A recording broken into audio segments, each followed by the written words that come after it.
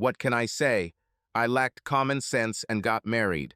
Hell, here I was, a 45-year-old man married to a 22-year-old woman. What the hell was I thinking? Most people would probably say that I was clearly not thinking with my head, but this is not entirely true, although this was the case. I'm rich and wealthy by some standards, but most people don't know how much I'm actually worth. I dropped out of school and eventually got my JED. My mom and dad divorced at an early age. I have one brother and two sisters. Dad left us with nothing.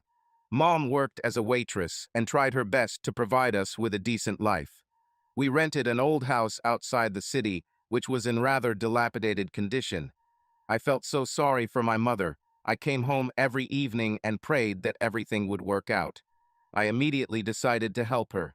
I sold newspapers and worked at the local grocery store to help my mother, but it wasn't enough. I dropped out of school my senior year. Mom argued with me, but she knew that I was also doing this to help the family. I was 18 at the time and got a job in a truck warehouse. I was a really smart kid when I applied myself. I helped load trucks 10 hours a day and made a pretty decent salary. My mother and I had enough money to live a fairly normal life. My brother and sisters may not have been dressed the best, but their clothes were neat and clean. Mom was one hell of a frugal shopper. Things started to look up for us. I worked in a warehouse and learned everything I could about trucks and warehousing. One day, I decided to take a truck driving course. After I got my CDL license, the money got even better. I became a truck driver, and whenever I was not on the road, I helped load. I was making really good money. I started putting half of my check into a savings account and gave the other half to my mom. My younger brother received a full scholarship to a local college playing football. My sisters, who were still teenagers, were twins and always dressed alike.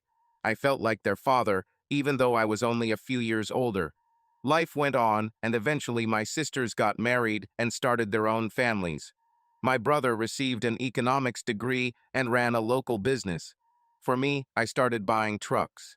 Here I was a 25-year-old guy who owned a fleet of 12 trucks.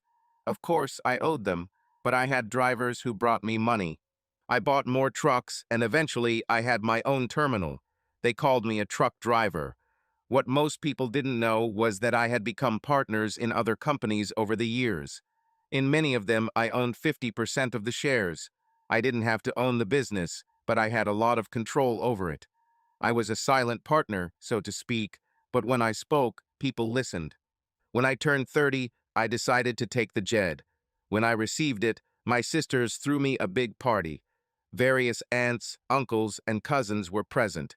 I often wondered where they were when Mom needed them, but now that we were financially stable, they were here.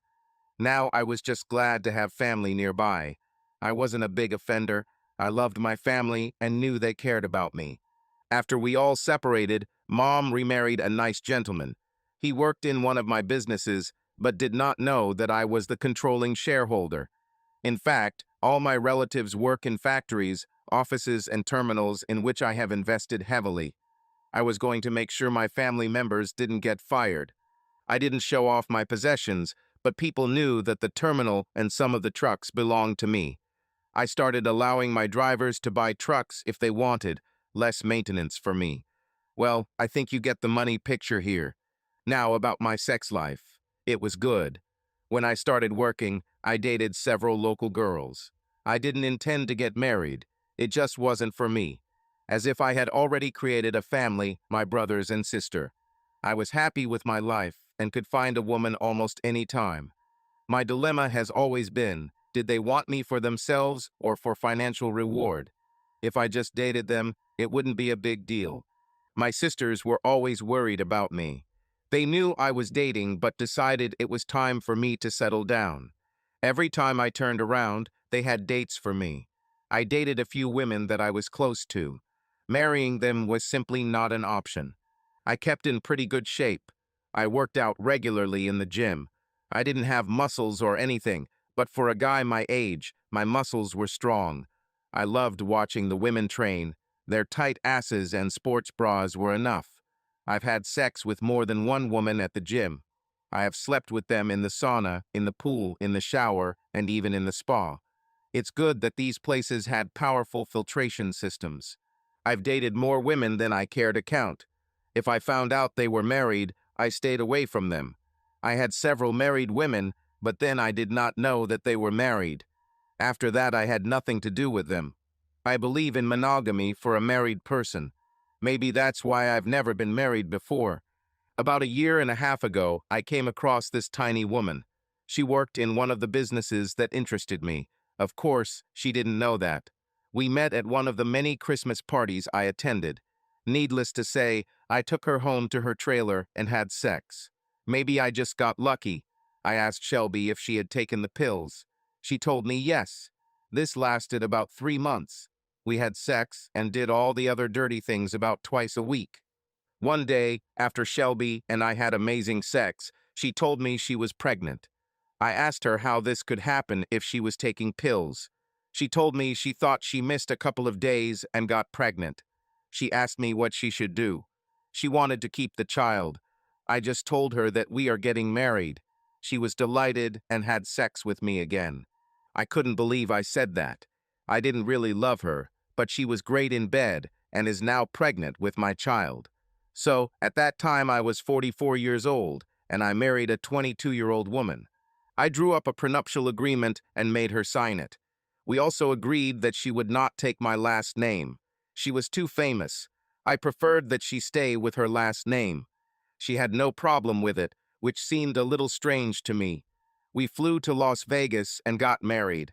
I guess you could call it a honeymoon since we spent a week there.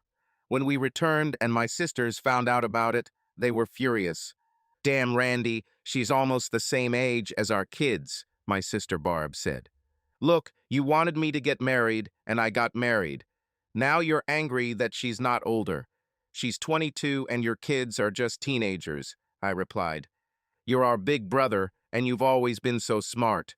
We wanted you to marry someone." "Older, with a lot of wrinkles," I interrupted. "Okay, Randy, we'll try to accept her into the family, but it won't be easy." "Hey, Barb, she's a great lover." I laughed, and Barb slapped me. About 2 months after Shelby told me she was pregnant, I asked her why her belly wasn't showing. With tears in her eyes, she said that it was a false alarm and she was starting her women's days, but she was afraid to tell me. She was afraid that I would think that she tricked me into marrying her, which is probably true. One day, she asked me about our finances. Of course, she moved into my house, which was really nice, but not an estate. I didn't need anything more.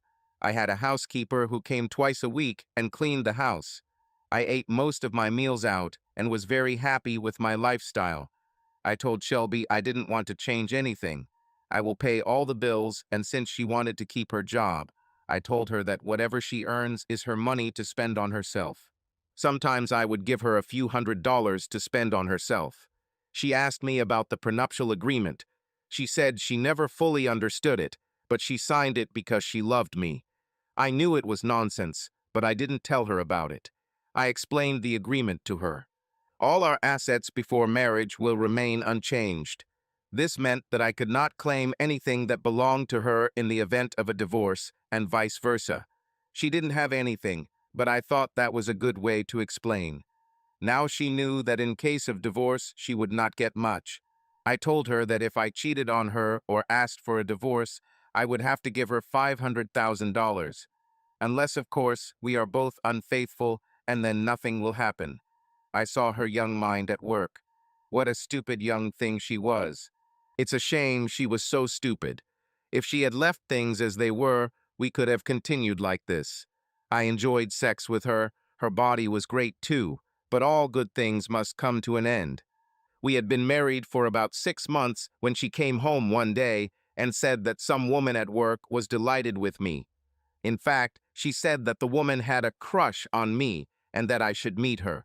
How stupid can this excuse be? So you're saying this girl wants to have sex with me and you're okay with that? "Well, I guess if you want, I won't stop you," she replied. "What's in it for you? Is there some male colleague here?" "She's married, but she and her husband sometimes switch partners." "So, You'll have sex with her husband while I'm with his wife. Is that the game plan? Honey, only if you want. I thought we could go to dinner, and you can see if you want to continue. She's older, but a beautiful woman, she replied. Now I'm smart and own a number of companies. I'm good at reading people. So my now 22-year-old wife offers me another woman. She does all this for me, that's what she says. I knew this marriage wouldn't last, but the sex was good while it lasted. I decided to play with their plan and see how far they would go. I think the footmat has more common sense than my young wife. Okay, honey, you organize everything and we'll see how it goes. I smiled. I decided to make a couple of inquiries and find out what was going on. I contacted a friend at my wife's work and told him what I needed. It will only be a couple of days before I receive the information I need. I had the information within 2 days. My little wife was dating Chuck Woody. He was her manager, or if you like, boss. Records show he worked there for 5 years. My dear faithful wife worked there for 3 years. Looks like they were a hot couple even before she married me. Strange. I wonder if he was the married man who wanted to share his wife. According to reports, he has been divorced for 3 years. This is around the time my dear wife started working there. His ex-wife's name was April, and they had no children. Well, I'd hate to think how smart they would be. They, my wife and Chuck, were recently spotted together in the dining room several times. It wouldn't be strange since he was her boss, but it fit into the larger picture. I was surprised that he had a good work record. It looked like he might have been using Shelby, or maybe he really loved her. It was kind of a fun game in a weird way. We could call it, try to deceive your husband. I couldn't tell my sisters and brother about it until it was all over. Shelby came home that night all excited. She told me that June was my future female company. She was glad that I agreed to the date. We were planning to go out on Saturday evening. She asked if I could give her extra money to buy nice clothes and jewelry. I gave her $1,000, thinking that for that money she could find something beautiful. I asked June's husband's name, and she said his name was Chuck Woody. It will be interesting. I only had 1 day to gather all the information about June Woody. I thought the last name was a pseudonym. My sources responded quickly. Of course, there was no June Woody, but there was June Ross. She was 38 years old and had been with the company for almost 14 years. She was divorced for 10 years. Her ex-husband apparently skipped town and never paid child support. Reminds me of my father. According to her health insurance, she had 2 children, a son aged 16 and a daughter aged 12. Another good employee who never missed work. Her work reputation was impeccable. Why would she be involved in this mess? Shelby and I lived our own lives. We both left for work in the morning, and she always had her own things to do after work. I used to go to the gym and then have dinner somewhere. Sometimes Shelby would meet me, but most of the time we met at home. It didn't take a rocket scientist to figure out that she was planning something and having an affair. So now we were going to go on a date on Saturday so she could set me up for $500,000. If she would just talk to me about divorce, I'd give her a couple, hundreds of thousands, and would have let her go if she just asked. She was going to try to get more, and it was a mistake. We went to a really fancy restaurant. I mean, the best. Lounge, orchestra, everything is top-notch. I think I was paying for it, so she chose a better place. As we walked in and the head waiter was about to seat us, I noticed a couple at a far table. There sat a completely mismatched couple. I knew that they would put us there. The woman looked nervous, but I had to admit she was gorgeous. I mean, she was a fantastically beautiful woman. She wore a low-cut dress that showed off her ample breasts. Her so-called husband was a nice guy, but clearly not on her level. He looked much younger. We were seated at a table and sat in alternating places. Shelby performed all the performances. I kissed June's hand and felt it tremble slightly. She was definitely nervous.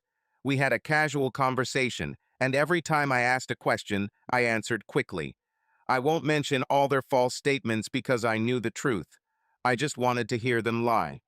We decided to have a drink and dance before dinner. I looked at June and asked if she wanted to dance. She stood up, and I could see half of her thighs. She had the body of a real woman, not a teenager or a model. How to explain this? She was curvy, but not fat. Beautiful breasts, between which you could see a cleavage, buttocks that you wanted to grab. We headed to the dance floor. As we passed the orchestra, I gave the musicians $20 and asked them to play 4 slow songs in a row. They smiled and nodded at me. June and I were now away from our table and dancing. Shelby and Chuck sat and talked. I told June what a beautiful woman she was, and then tears came to her eyes. "I can't do this. I'm sorry, but I can't," she said. She started to retreat, but I held her tightly. "Can't you do what, June? Sleep with me?" I asked. "Yes, no, I don't know." "Not like that. Please let me go," she asked. "June, I know about those 2 idiots at the table trying to scam me out of $500,000. I don't worry about them. It won't happen. All I care about is why a beautiful woman like you would agree to participate in such a heinous act." "Sorry, that was stupid. I don't want to be a part of this. What will my kids think?" She looked at me because her so-called husband had just said that they didn't have children. "It's okay, June. I know you have 2 children. So why were you ready to sell yourself to these 2 idiots? Do they have something over you?" "Oh God, no. What have I done? I'm so sorry." She still had tears in her eyes. Chuck overheard me arguing with my daughter's dentist. "She needs braces, and it will cost over $4,000. I don't have that money. My husband left me 10 years ago and has never paid child support. I make about $35,000 a year, and it all goes towards paying the bills. Chuck offered to give me $4,000 if I seduced you. I've never done anything like this, please believe me, but I did it for my children. I would do anything for it. Them." Now she was crying. I took out my handkerchief and gave it to her so she could wipe away her tears. "So you offered yourself to me for braces?" I asked. "I've known about you for several years. I saw you at a few parties and thought you were a nice man. I was always afraid to approach you, and of course you never approached me. I think we were from opposite sides of the street. Well, when they told me they wanted me to seduce you, I agreed. I now understand how stupid it was, and I'm really sorry. I thought about what it means to be on different sides of the street. I was the guy who dropped out of school and through hard work got to where I am today. It made me wonder if I was being overconfident. I needed to work on this. I didn't want people to think I was unavailable. I couldn't believe I missed out on such a wonderful woman. I think this is one of the problems of wealth. It makes you suspicious of most people. I didn't like it. I needed to work on this. I can't believe I didn't notice a beautiful woman like you," I said. "I guess it's the clothes. I can't afford these outfits. Shelby bought me this dress and sent me to the hairdresser. The jewelry is hers too. It's really nice to wear things like that. Before I left the house, my son even whistled at me. He thought I was just going on a date." "June, we need to go back to the table and talk, order dinner. I won't take advantage of you, I promise, but I want you to play by the rules. Can you do that for me?" "Yes, Randy, I'm so sorry. I'll help you in any way I can. I just couldn't do this to you. You're too good a person to be involved in this with these 2. Please forgive me for being unreasonable. I'm really not a bad person. I'm just stupid sometimes. We'll talk later, but for now I'll pester you. Believe me, if I weren't married, it wouldn't be hard to do," I smiled. We went back to the table, and I asked Shelby and Chuck how they were getting along. "Oh, we're just getting to know each other. At work, it's always about business. We rarely have time together at work," Chuck replied. "All I can say is that you have a beautiful wife. It's a shame you don't have kids. I think she would be a great mother. Sorry for that comment, but she has an amazing figure, and damn, her butt's strong," I said. June lowered her eyes and turned beet red. Of course, I didn't touch her, but we needed a little performance.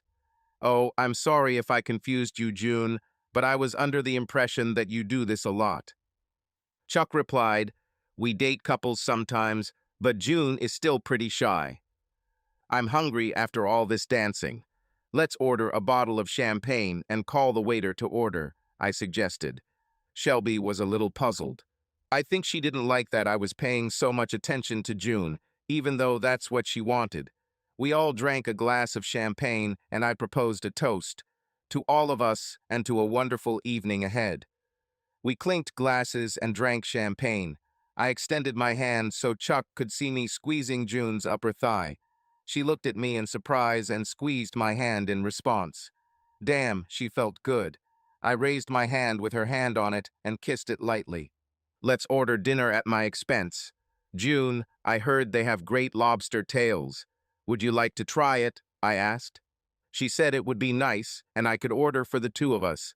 I asked Shelby what she wanted, and she ordered the shrimp set. Old Chuck ordered the most expensive steak on the menu. This was not a surprise. We were drinking our second bottle of champagne when the food arrived. One thing I can say, I have always tolerated alcohol well. June didn't drink much, so Chuck and Shelby were the main drinkers that evening. Shelby and Chuck had apparently already begun to relax.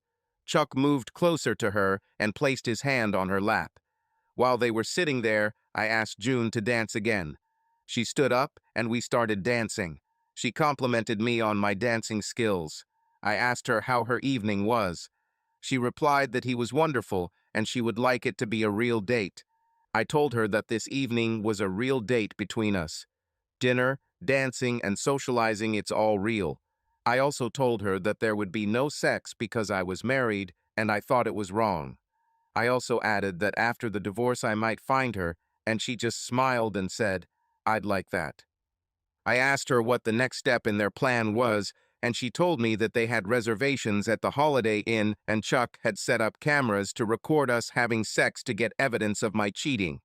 I asked her when she was supposed to get paid, and she said she was given $500 up front and would get the rest when she gave them the tape.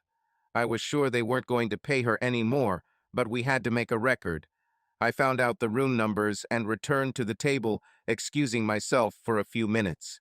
I called my cousin Rob, who was the night manager at the Holiday Inn, and asked him to install a camera in the other room too. Both numbers were registered in my name, and I gave permission for the mini camera to be installed, so it was not illegal. Now we will both be recorded on video. I offered June one last dance before heading to the motel. She told me that while I was gone, Chuck and Shelby congratulated her on seducing me. They didn't know that was the plan. June, this is their plan. You are one beautiful woman, and it was an honor for me to have a date with you. I did not play with your feelings. Everything I told you was real. I did not pretend with you. Under different circumstances, I would have made love to you if you would let me. I leaned over and kissed. Well, it's time to start the show, I said, looking into June's almost watery eyes. We went back to the table, and I asked Shelby if she had made any other reservations since she had to organize everything. I've booked 2 rooms at the Holiday Inn if you'd like to continue.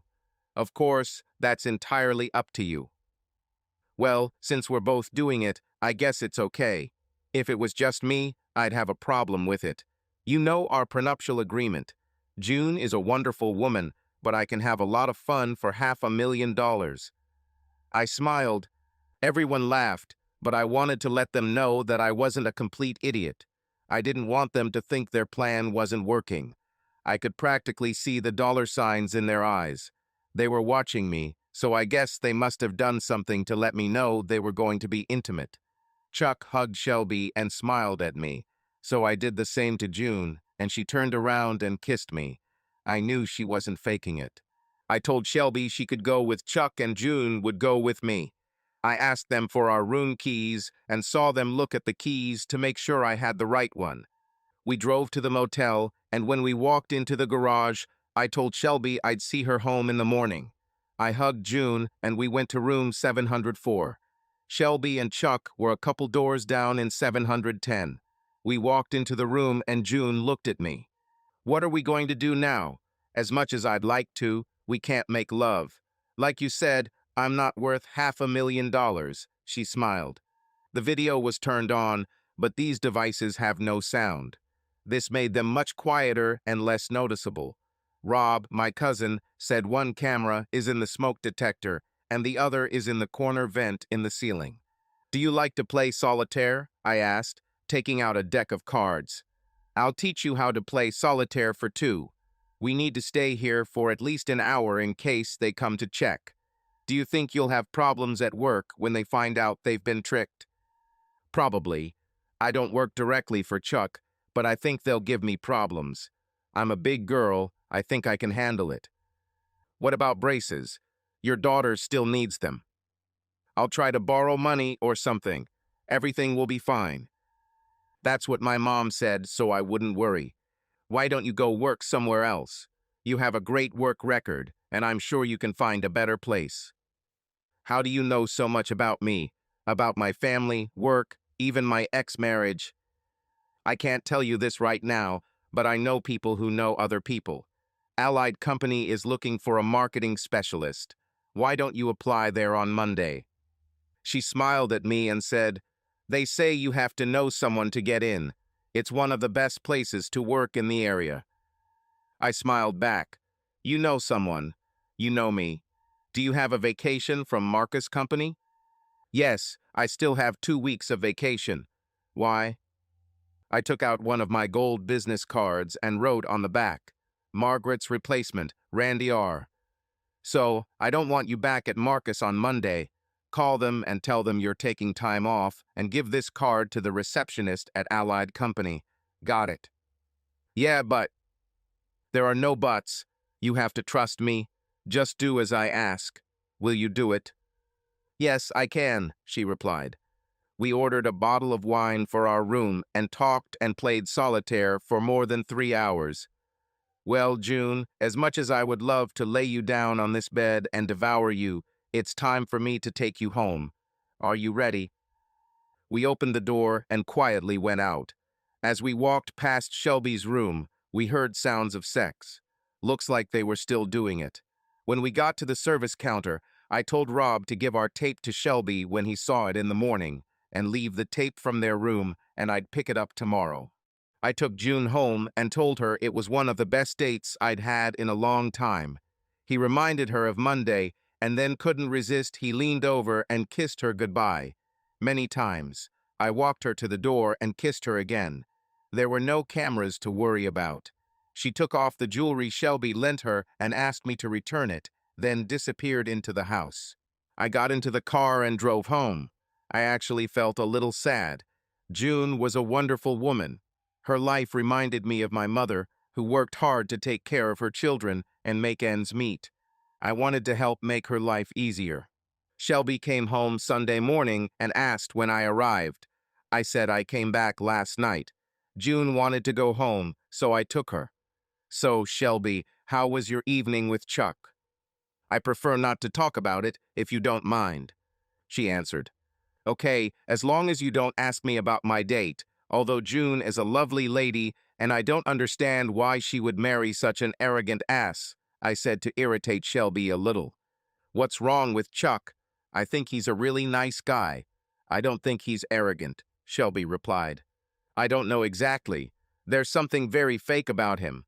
I can't pinpoint what it is, but I wouldn't trust him. He may be your boss, but he's still full of crap." Shelby looked at me angrily and said that she didn't feel well and was going to lie down. At about 7 in the evening, the phone rang. Shelby replied, "I only heard half the conversation, but I knew it was Chuck." "What? He's not... nothing at all? Cards?" "No, he never said. He came back last night." Then in a low voice, she whispered, "Wait, I'll deal with this bitch tomorrow." "Hell no, I can't ask him anything. Then he'll know something's wrong." "Okay, we'll talk tomorrow. Yes, I love you too. Bye." "Who called?" I asked. "Chuck called and said he and June had a great time and thanked us for paying for everything. So how did things go between you and June?" "We've already discussed this. No comment, remember? It was your idea." "Oh, by the way, June said thank you for lending her these jewelry," I said, handing them over. "She said it was very nice of you. I think she considers you a real friend. Oh, I need to go out for a while. Do you want me to get anything?" I had to pick up my record of Shelby and Chuck from the motel. I wonder what I'll see on it. She wanted nothing more than for me to leave home. I think she needed to talk it over with Chuck. Things didn't go according to their plan. I chuckled as I got into the car and headed to get the recording. I received the recording and asked to use the room for a few minutes to check it out. I used their office and scrolled forward through many posts. They worked really hard. After resting, they seemed to do it again before heading home. At least they cleaned up after that. I went out and ate dinner while contemplating my next move. When I got home, Shelby was already in bed. I know this may seem strange, but we slept in separate rooms. I was used to sleeping alone, and that's how it was. The funny thing is that, looking back, Shelby didn't even ask questions about separate rooms. I guess she didn't want to sleep with an old man, or at least an older man. I got up and left the house before Shelby got out of the shower. I had a lot to do. I went to my office and started making calls. I had to drag a few people out of bed or out of the shower, but I didn't care. I called Marcus Company, Allied Company, and then my lawyers, making an appointment for that day. This morning I got up early, not knowing what to expect. I dressed in my best business suit and sent the kids off to school. I had to call Marcus Company and tell them that I would not be coming and would be taking a few days off. Randy didn't give me much explanation. I hope he's not playing with me. I really like him, and now my life is in his hands. At about 10 o'clock, I headed to the Allied Company. I always dreamed of working there. It's kind of a symbol of success in our community. I approached the receptionist. "How can I help?" she asked. "I came to apply for a vacancy." "Sorry, we're not hiring at the moment." I handed her the card Randy gave me. She read it and asked me to wait. She said it would only take a minute. I watched as she walked into the office and returned with a gentleman a couple of minutes later. He extended his hand to me. "Mrs. Ross, I presume?" he asked. "I'm George Peter, head of human resources." "Yes, I'm June Ross. Randy sent me here to apply for a job," I replied. Yes, Margaret is retiring and you are her replacement. Please follow me." Did he say that I was Margaret's replacement or that I was applying to take her place? I haven't even given him my resume yet. I followed him to another office, and he said it was nice to meet you and his secretary would handle my paperwork. Then he left me with the secretary. "Hi, June. I'm Audrey. Welcome to Allied Company.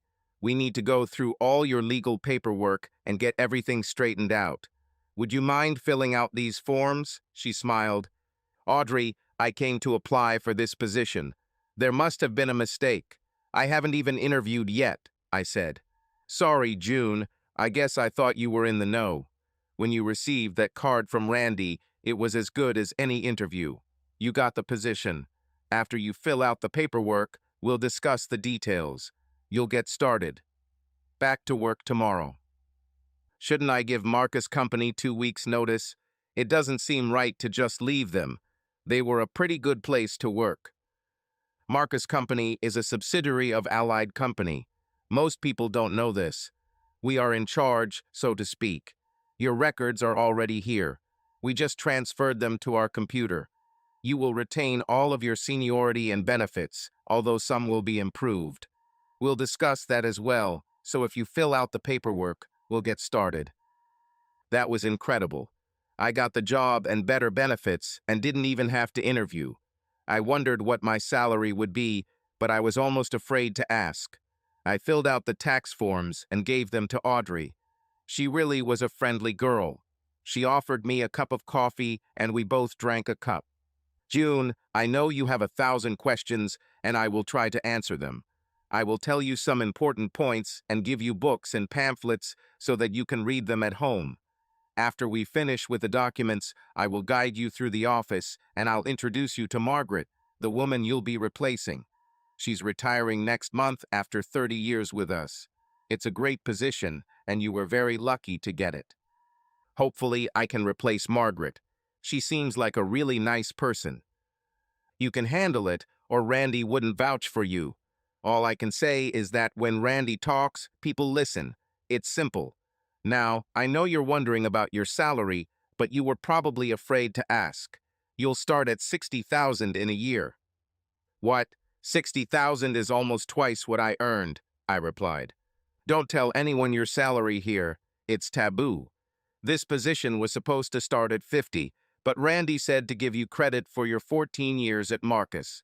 Your insurance benefits are better here too, but I was instructed to tell you that braces for your daughter are a pre-existing condition, so they won't be covered.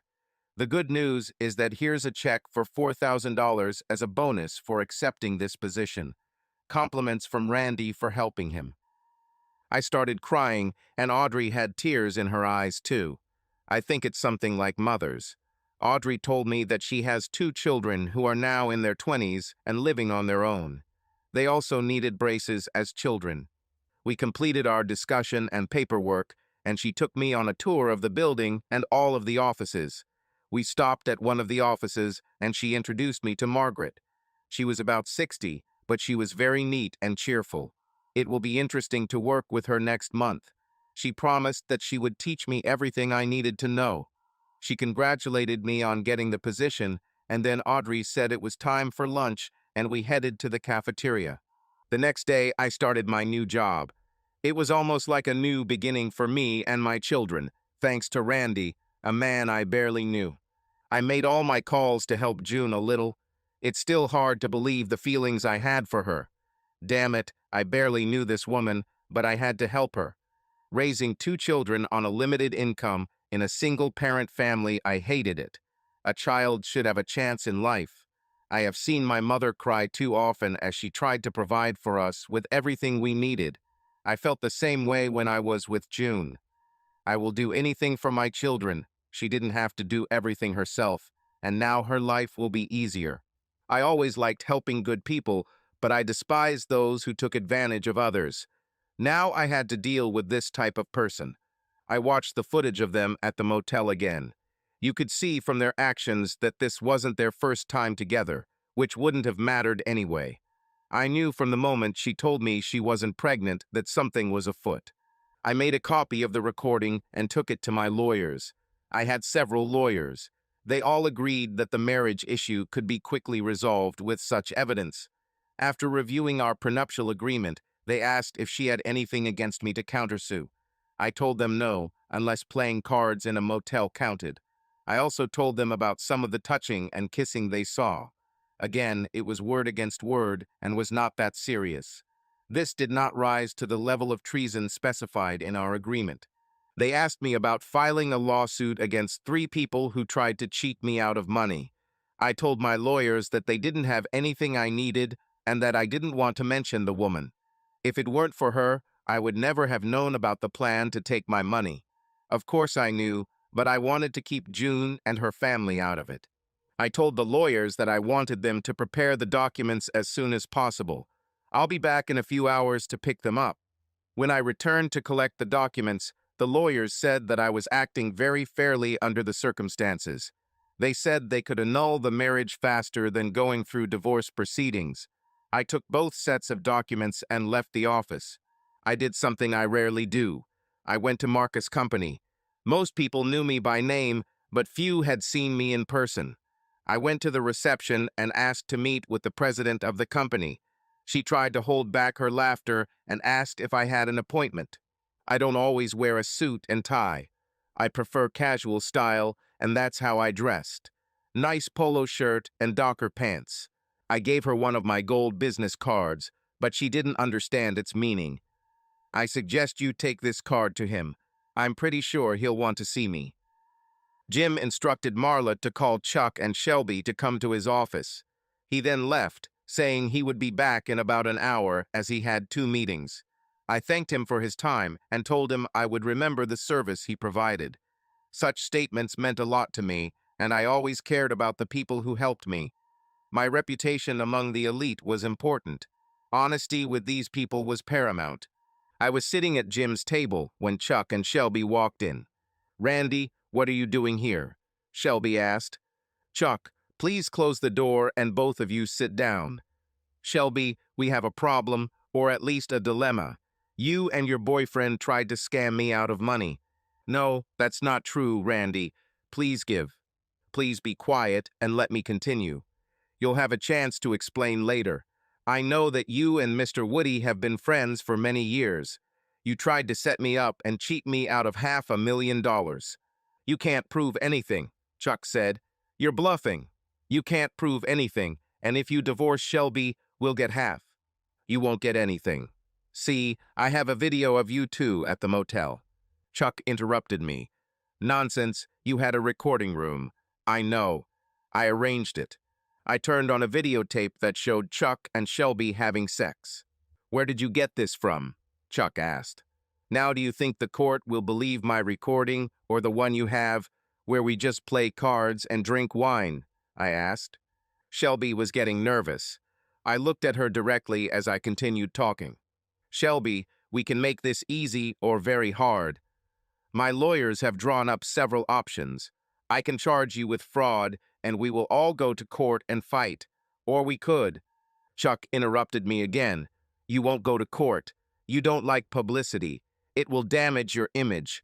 You will never take us to court. Shut up. I'm tired of listening to your damn bullshit.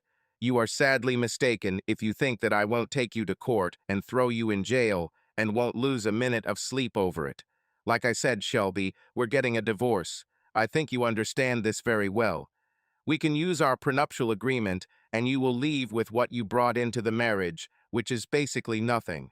You can take back all your personal items that you bought and the gifts that I bought you. She sat in tears. I almost felt sorry for her. I looked at Chuck. Chuck, I was thinking of offering you $250,000 to move to West Virginia and work there. What? To me? $250,000? Of course I'll take it. There is one condition. Shelby will stay here. Do you still want to go? Of course, I'll take the money and leave, Chuck said, smiling. Shelby looked at Chuck. What about us, Chuck? You said you loved me. You told me to marry Randy and then tried to deceive him. It was business, baby. It was fun while it lasted. We had good sex, but we're talking about $250,000. Sorry, baby, but it was just business. Where to sign? I wanted Shelby to understand what a jerk Chuck is. What do you think of your lover now, Shelby? I hate that bastard. He only used me. He arranged all this, and I am left with nothing, and he gets the money. It's just not fair. Shelby, you were my wife, even if only for a short time. I have a counteroffer for you. Instead of giving the job in West Virginia to Chuck, I'll give it to you along with the money. There are just a couple of conditions. You can't go with Chuck, and you have to sign an annulment that says our marriage never existed. The choice is yours. I got a job, $250,000, and all my stuff. What about my BMW? You can leave him too. When you sign these papers, our marriage will be considered non-existent. I personally rent a moving van to transport all your belongings to West Virginia. Chuck shouted, What about me? What will I get? You keep your job here. If we ever hear you try something like that again, you'll go to jail or end up dead. If we ever hear you spreading rumors about Shelby, June, or me, you'll be out on the street. Now I suggest you get back to work. Oh, wait a minute. I called Marla and asked her to send Bruce to the office. Shelby, go home and pack your things. Consider yourself very lucky.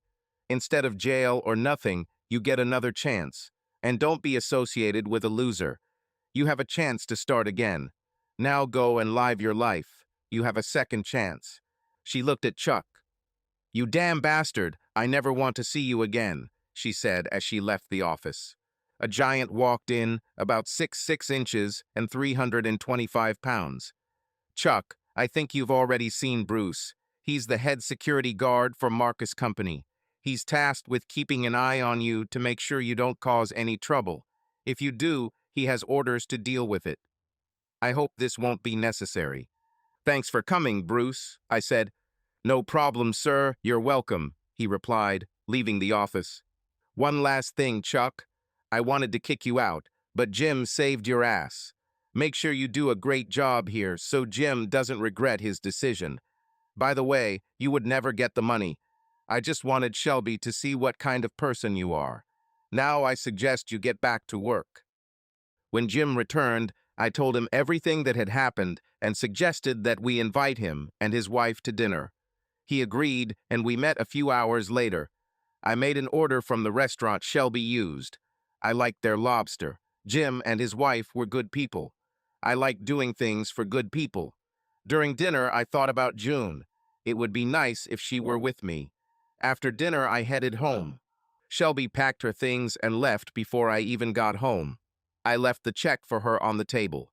I ended up giving her $300,000. Most people would probably think I was crazy for giving her anything, but I wanted her to try to change her life. A month later, the annulment was completed. I contacted Jim at Marcus's company, and he said that Shelby had settled in and that her management was impressed with her. I think her looks mattered a lot, but at least she was doing well. That was the last I heard of her. Jim said Chuck does a good job. Every time Bruce walked around the area and smiled at him, he looked nervous. It seemed like everything could get better. It was time to face the truth. I went to Barb's sister's house. She was throwing a birthday party for my 14-year-old niece. My other sister Brenda was there with her family, as well as my brother Joe and his family. I was the only one who was not married or had children now, but I was a good uncle. Barb looked at me and asked, "Where is your little? Excuse me, where is Shelby?" We were not together anymore. Our marriage was annulled. This happened last week. I didn't go into details, didn't want to involve June. Brenda said, "Wise decision, brother." We invited Shelby to every family event, and she never showed up. It seemed like she really didn't want to be part of the family. Where did she go? She transferred to the West Virginia office. I think it was a good move for her. "How much did it cost you, Randy?" Joe asked. "I gave her some money for travel and to start a new life." "The amount is not important," I replied. Brenda asked if I would go to her husband's 40th birthday, which was in 2 months. I said I wouldn't miss it for anything. They were having a big pool party and barbecue. They said I could bring a companion if she was an adult. I told them my life with Shelby was over, so they could find something else to tease me about. Barb mentioned that her daughter Sherry needs to have her tonsils removed on Friday. She asked if it would be okay for me to come and sit with her while the surgery was going on. Her husband was a truck driver and would be on the road. He was going to take the day off, but she convinced him that having his tonsils removed wasn't that bad. I promised that I would be there. On Friday, I went to the hospital. My niece was being prepared for surgery. I told her everything would be fine, and I would buy her a gallon of ice cream, whatever she wanted, but no nuts. "Thank you, Uncle Randy. You know I love chocolate." "So it will be chocolate," I answered. Barb and I walked out to the waiting room. We had to spend about 2 hours there, including recovery time. While we were sitting and talking, I saw a young guy being brought in. He was in a car accident. Behind him, hurrying along the corridor, was a woman. It was June. I jumped up and approached her. "June, what happened?" Of course, she was nervous. "My son Barry had an accident. God, I hope he's okay. He's a new driver, only 16, and he swerved to avoid hitting the dog and ended up in a ditch. I know he injured his leg. Paramedics said they won't know how serious it is until they take x-rays. Randy, I need to thank you for everything you've done for me, but now is not the time. Sorry, I have to find out about my son's condition." She quickly went to her son's room. It was so nice to see her. It's a pity that circumstances did not allow us to talk. I really hoped that her son would be okay. He looked more scared than anything else. I needed to get back to Barb. "Who was that?" Barb asked. "A woman I know. Her son has just been in an accident. It seems he injured his leg. I think he'll be fine." "I think I'll check on him before I go," I replied. Barb and I talked about various topics until Sherry came out of the ER. We went to her. She looked sleepy from the medication. They brought her ice cream to cool her throat. When she was ready to leave, I gave her $20 for the chocolate ice cream I promised. She whispered thank you, and I kissed her forehead. I decided to see if June was still there and went to Barry's room. Barry sat and watched TV. "Hello, Barry. My name is Randy. I'm your mom's friend. Sorry, sir, she's back at work. She won't be here for another couple of hours, he said. How is your leg? I asked. The doctor said that I was lucky. It was just a sprain. Everything will be fine in a few days. Everything else is just scratches and cuts. So you're going home today. The doctor said he would leave me until the morning. I've been given a lot of medications, and they want to make sure I don't have a reaction to them. I'll tell Mom you came by. That was nice of you. I gave him one of my business cards with my personal cell phone number. Barry, give this card to your mom and ask her to call me, I asked. Sir, what is this about? Sorry, but this is my mother, and I'm trying to look after her. I smiled. He reminded me of me at his age, always took care of his mother. Barry, your mom and I are friends, and I'd like to ask her out. I don't know your phone number and would consider it rude to just show up. If she is dating someone, I will understand and will not bother her. Sir, you seem like a good person, but my mother really doesn't date many people. You may be wasting your time. Why is that, Barry? There is one guy who my mother likes, and she is waiting for him to call. I don't know him or why she's waiting, but she's turned down a lot of dates. I thought I should tell you this and maybe save you some time. Is the guy she's waiting for the one she went out with 2 months ago when you whistled at her? How did you find out? Mom must have told you. Are you that guy? Yes, it's me, Barry. Now will you give her my card? I asked. Of course, sir, and thank you for visiting me. I was sitting at home reading the newspaper when the phone rang. Hi, this is Randy, I replied. Randy, this is June. My son gave me your card and said that I should call you. What could it be that couldn't wait until tomorrow? Where are you calling from? From the hospital. Barry said to call right away. Are you all right? I started laughing. June, I just asked Barry to tell you to call me honestly. I just wanted to ask you out on a date. June said she looked at Barry and he sat there dying of laughter. I could hear him laughing through the phone. You little prankster told me it was urgent, I heard her say to Barry. Mom, I know you're crazy about this guy, and I didn't want him to slip away. Besides, if I stay the night at the hospital and my sister is at Grandma's, you can go and have a good time.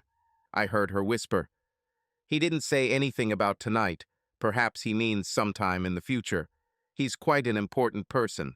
I don't think he'll just drop everything to ask me out, she told Barry, who continued to laugh. Hello, hello. Is anyone there? I said, knowing that June was holding the phone in her hand. Sorry, Randy. I think I made a fool of myself, thanks to my son sitting there laughing. I heard everything, and tonight will be wonderful. Will you go on a date with me today? I'll pick you up at the hospital in an hour. Randy, I'm not dressed. Are you standing there naked? Of course not. Shut up, Barry, and stop laughing. I'm wearing jeans and a blouse, Randy. And a bra and maybe panties, I heard my son shout in the background. You are dressed perfectly. I want to go to a country music place where you can line dance and just have fun. Will it do? Yes, I'll try to be ready in an hour if my dear son stops teasing me. I picked her up from the hospital and we went to a cozy place with country music. We were having a great time. We didn't even drink alcohol. We drank fancy bottled water. We ordered a portion of ribs and just enjoyed each other's company. She thanked me so many times for helping me get her new job that I finally had to tell her to stop talking about it or I'd get old George to fire her. She came over and kissed me. What is this for? I asked. I can't say, otherwise I'll lose my job. She smiled. Randy, why did you want to come here today? I never thought you loved places like this. Don't you like it here? I like the rhythm of the music and something else, I answered. I really like it here. I'm just happy to be with you. What is this something? She asked. You might be angry if I tell you, I said. You just wanted to see my big butt in jeans dancing in a line, didn't you? She asked. God, how did you know? Sorry, but you're right, I replied. I was watching you while other women were dancing, so I thought you were doing the same thing when my big butt was on the dance floor. She laughed. Well, does my ass satisfy you? She laughed again. Very. I'm starting to get attached to you. I don't know where this will lead, but I want to follow my heart. I don't trust people in general, but there's something special about you. She picked up Barry the next day, and when she returned home, her daughter Kayla was there with her grandmother to meet Barry.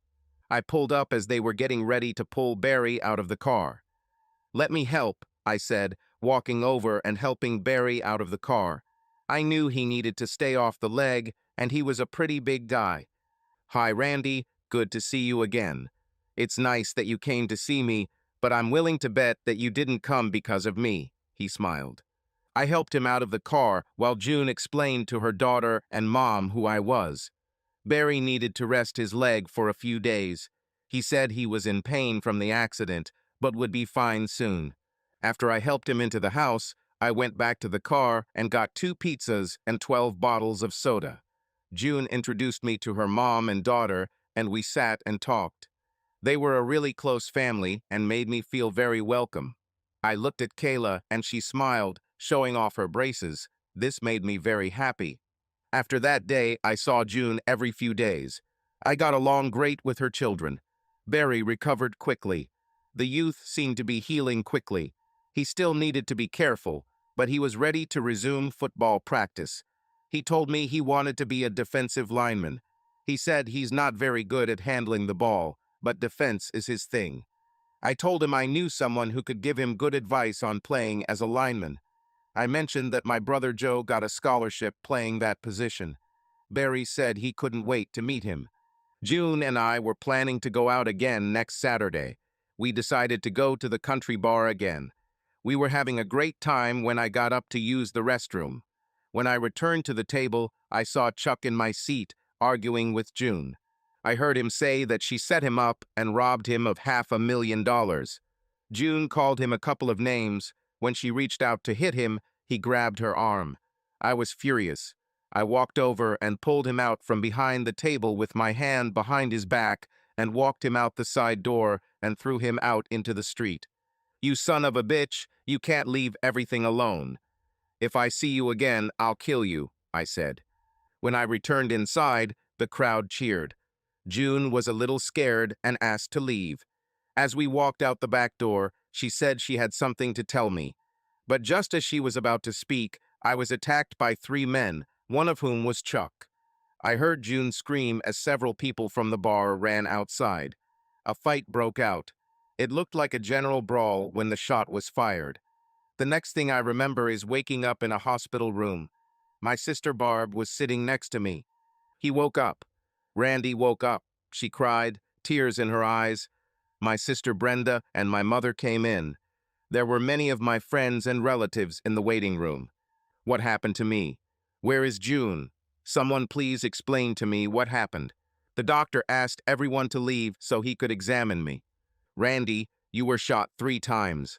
1 bullet passed a few millimeters from the heart.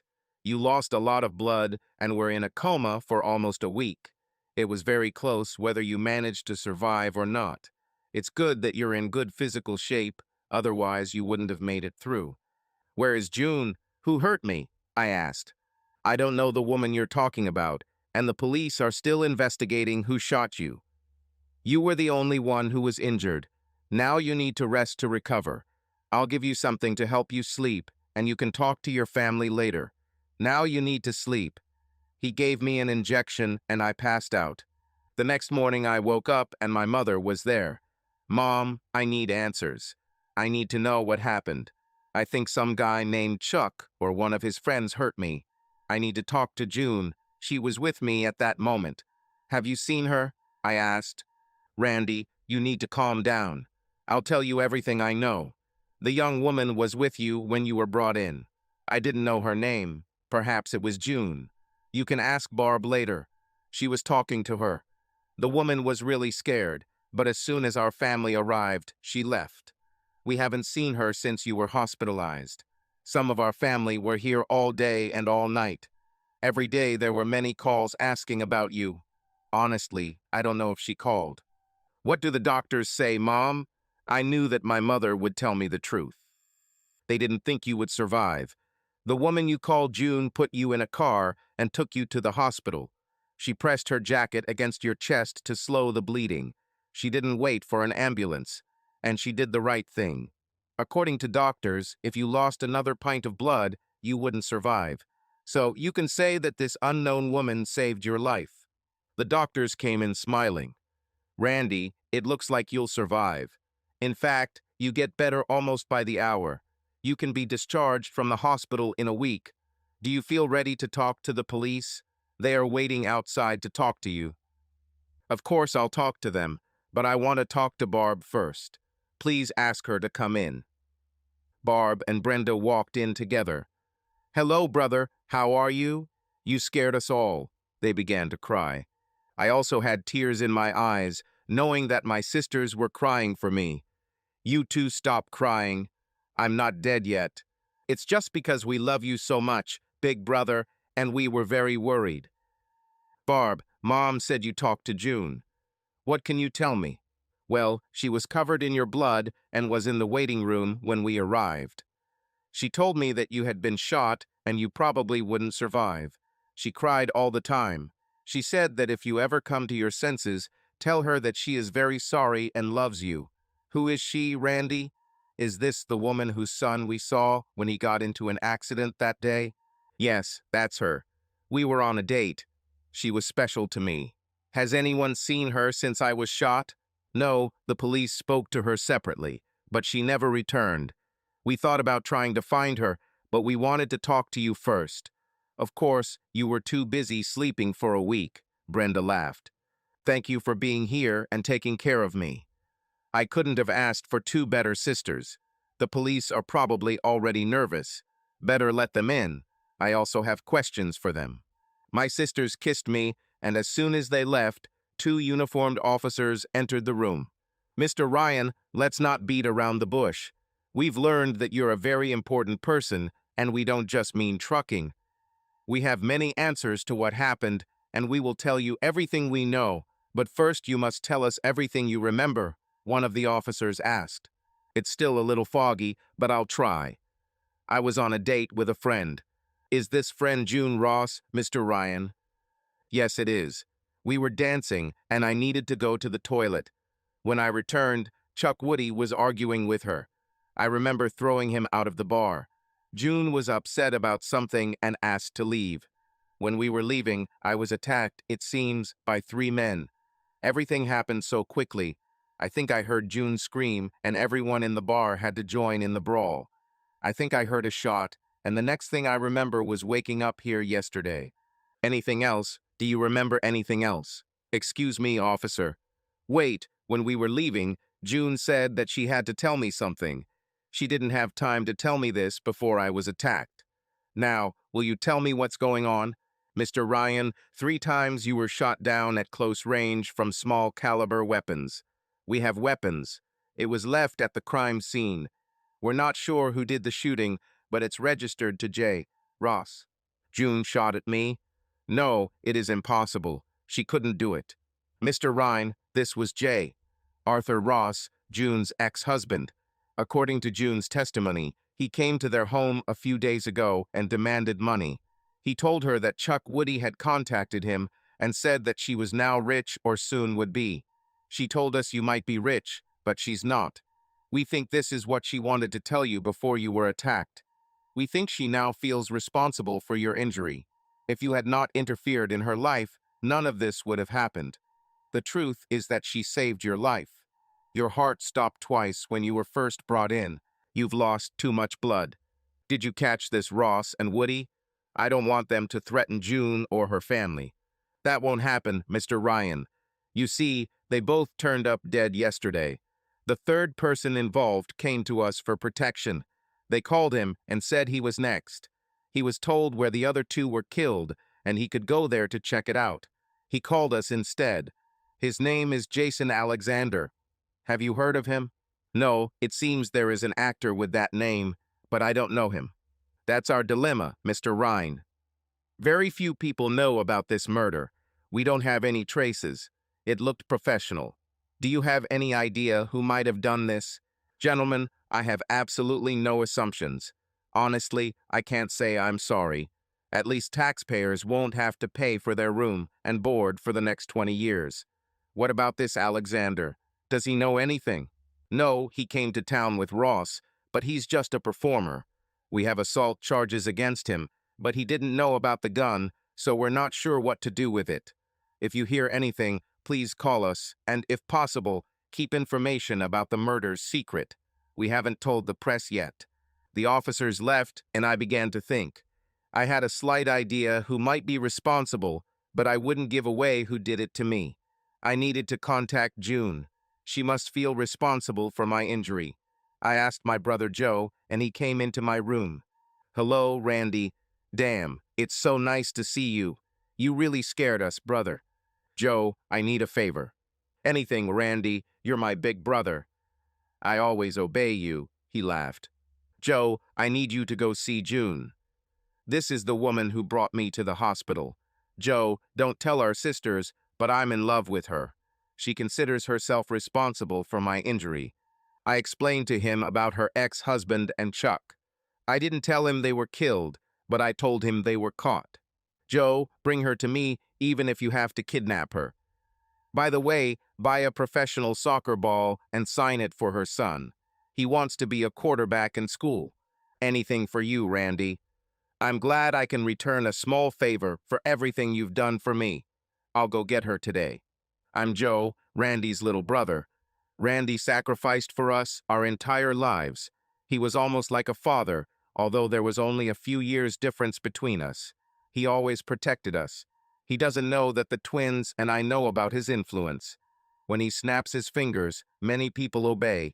He got everyone we know a job. Nice work, too. He never boasted about it. You could say he was my hero.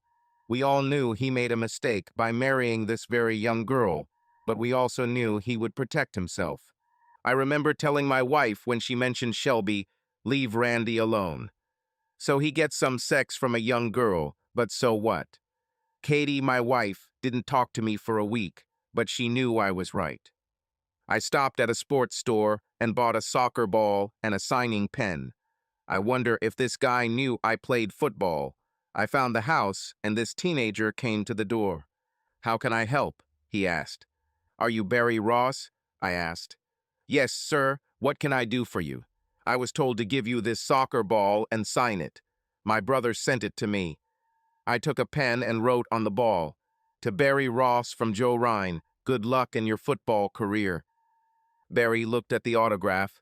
Are you Joe Ryan, that famous defender? When I was very little, I heard how good you were. I watched recordings of your games. You are the reason I became an advocate. Is Randy your brother? At that moment, a beautiful woman approached Barry. Who is it, Barry? Mom, this is Randy's brother. He's Joe Ryan, that famous defenseman from the championship team some 18 years ago. His photograph hangs in the school and college hall of fame. The woman looked nervous. How's Randy? I called the hospital, and they told me that he had come out of his coma. I understand you are June. Randy has been asking about you since he woke up. He wants to see you. I cannot go. I feel guilty for saving his life. This is what you are guilty of. If you had waited for an ambulance, he would have died. So, June, I'm only going to say this once, so please listen. Randy is my big brother, and I would do anything for him. He told me to come and pick you up and bring you to the hospital immediately. He also told me that he is in love with you. He has never told me this about any woman in his entire life. Will you come with me, or will I have to kidnap you? June was crying. Please give me a minute to straighten myself out. I don't want him to see me like this. Please come in while I change. I stopped by and talked to Barry about the state team and why I didn't go pro. I broke my leg my senior year of college and decided not to play football for my life. June returned to the room. She looked great. I immediately knew what Randy saw in her. I took her to the hospital and walked her past everyone waiting to see Randy. As I walked past Barb and Brenda, they realized, as did I, that this was Randy's woman. I saw June enter the room. She cried as she approached me. Randy, I didn't have time to tell you about my ex's arrival. I am very sorry. You know I've always loved you. I just couldn't see you in a coma for which I felt responsible. I prayed for you every day. I called almost every 4 hours, hoping that you would wake up. God, I missed you so much. I'll be discharged in about a week. I have a problem. The doctor said I needed someone to be with me in the evenings. Can you come by sometimes? I'll come every night if necessary. In that case, maybe it's better for us to get married. If you stay in my house, I want you in my bed. Would you mind being Mrs. Rhine? I don't mind at all. She actually came every night after work to see me for a few hours. I felt great. I started going to physical therapy and rebuilding my muscles. We actually got married about 3 months later. June said the kids were happy for us. They all moved into my house. Kayla came with June to make the house more feminine. When they decorated it, I couldn't believe how much better it looked. It was no longer just a house. It became a real home. We went for Brenda's husband's birthday. Of course, June, Barry, and Kayla came too. Everyone was swimming and having a great time. My sisters loved June. They came to me and told me to propose to her in front of the whole family. I told them that I had already made an offer, but they said that it was not an offer. It was more like a dying confession. June did not get into the water, but stood at the edge of the pool in a swimsuit. It was a one-piece swimsuit, but she looked great. I came up behind her and hugged her. "Randy, what are you doing? You better not throw me into the water." She grabbed me by the neck. "If I fall, you will come with me." She held tightly to my neck. I picked her up. She was still holding my neck. "Randy, your heart, you better let me go." "June, my heart has never felt better. With my entire family as witnesses, will you be my wife for the rest of my life?" "I will, God, I will." She started crying when I jumped into the water, holding her in my arms. When we surfaced, I kissed her and hugged her tightly. Everyone applauded and shouted. Barry said, "Well done, Randy. Well done, Mom." The story of Chuck and Jay. Ross finally made it into the newspapers. It was a little tough for Kayla and Barry. Their father, whom they barely knew, tried to kill me. We talked to the kids and told them that if they needed therapy or someone to talk to, they should tell us. Police never found who killed the two men. Our wedding was a grand event. It was attended by the presidents of all companies in the city. Relatives came out from all corners. I told June we were millionaires. She eventually quit her job and became my secretary. We traveled often and eventually bought a big house. I considered Kayla and Barry my children. Sometimes they called me Dad, sometimes Randy. I left it up to them to choose. I signed a prenuptial agreement with June. She didn't even want to read it. She just signed it. It was a very simple agreement. If she leaves me for any reason, she will receive $5 million. We were both sure that we would never need this agreement. My friend Bruce was the security officer at the wedding. He came up to me and said, "Congratulations, sir. I wish you and your wife the best life possible." I handed him a briefcase and an envelope with one of my gold cards, the words, "Thank you," and $100,000. "Bruce, you are a true friend." On our wedding night, I brought June back to the Holiday Inn, room 704. We made love all night. This morning, when I got out of the shower, I saw June crying. She cried with joy. I left her a check on the nightstand along with one of my gold cards. The card read, "To my beloved wife on our wedding night, here's my wedding gift for your first purchase as Mrs. Rhine. With love, always yours, Randy."